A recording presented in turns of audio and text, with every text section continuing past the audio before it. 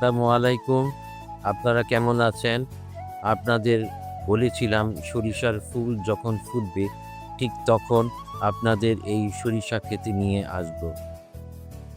ফসলের মাঠটি সম্পূর্ণ হলুদ হয়ে আছে, যেন বাসন্তীর চাদর আবৃত হয়ে আছে। যেদিকে তাকাই সেই দিকে হলুদ বর্ণ ধারণ করেছে। শীতকালের প্রকৃতি যেন অপূর্ব এক সৃষ্টি। ফসলের মাঠটি ফুলের সুবাসে মৌ মৌ করছে।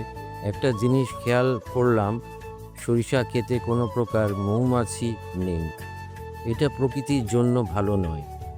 এইভাবে চলতে থাকলে সরিষার মধু এক সময় হারিয়ে যাবে। ২০ বছর আগেও দেখা যেত গাছের মগ ডালে অথবা বিল্ডিংয়ের কার্নিশে মৌচাক, এখন আর নেই।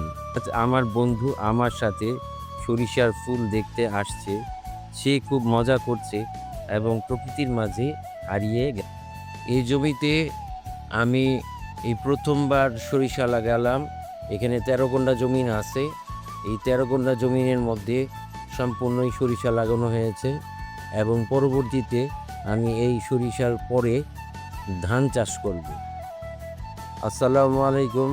আপনারা সবাই ভালো থাকবেন এবং দোয়া করবেন আমার জন্য।